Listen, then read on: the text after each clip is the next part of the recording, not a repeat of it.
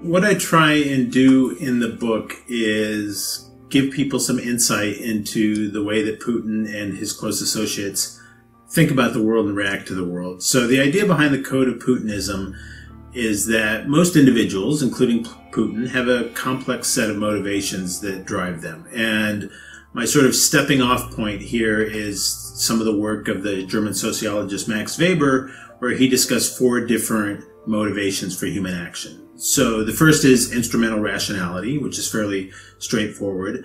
But beyond that one, he talked about 3 others. One that he calls value rationality, which we can think of as values or ideas. Another which he calls affect, which we can think of as emotions. And the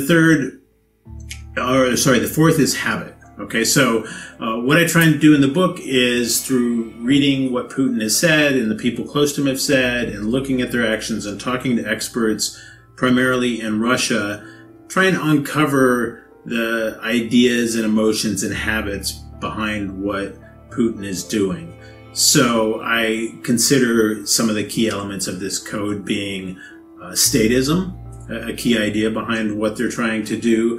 A key habit, as I refer to it in the Weberian sense, is control or order. And one example of a key emotion that I see is sort of the importance of respect, feeling disrespected by the West because of loss of status and feelings of resentment around that.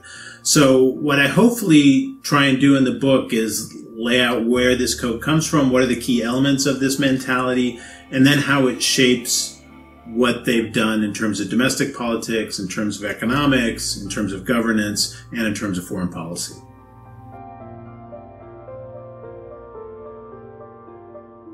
In the book, in using this concept of the code, I'm trying to steer between what I see as 2 sort of counterposing and different ways of thinking about Putin. The first is the way that most social scientists tend to think about leaders, which is they're rational utility maximizers out to increase their power, or perhaps in the case of Putin, increase his wealth and that of the team around him. And that is indeed one of the things that Weber pointed to as a motivation for human action.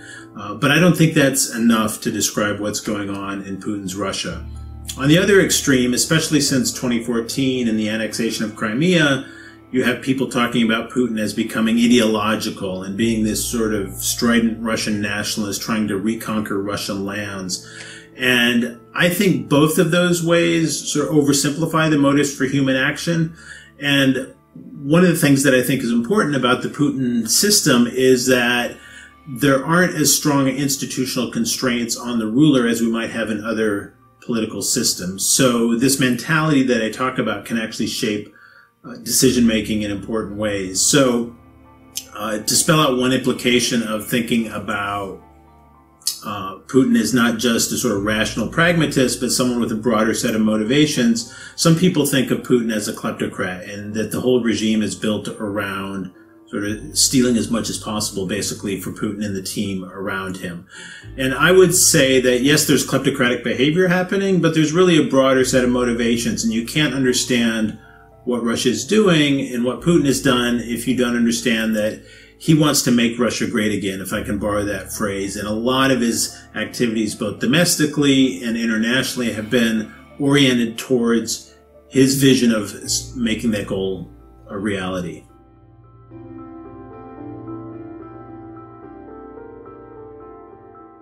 The implication for U.S. Russian relations, I think, is a fairly pessimistic one, in that, in contrast to those in the U.S. who see Putin as this aggressive actor in the international arena out to sort of destroy the West and claim as much power for Russia as possible, a very kind of offensive international strategy, I think from Putin's point of view, he's not the bad guy in the story. He's the hero who's protecting Russia against Western efforts to weaken and undermine Russia. And I think this has fairly deep roots going back to the end of the Soviet Union in the 1990s, and the way Putin and the people around him assess what happened in that period.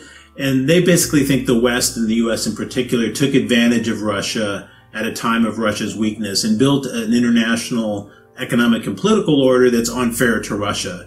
So they think now that they're making Russia a prominent player in the international system and giving it its due in a way that it wasn't before. So there are strong feelings of resentment, a desire to recapture past status, and this idea that Russia can only really succeed if it's recognized as an international great power.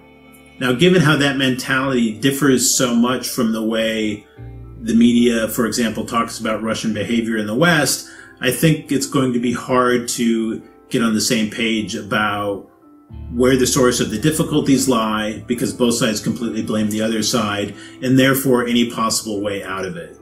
So I think although there's some options for targeted agreements in areas like arms control where the two countries need to get along, the hope of a more broad-reaching transformation of U.S. Russian relations, I think, unfortunately is not likely to happen in the current circumstances, and really as long as Vladimir Putin and the team around him are in charge of Russia.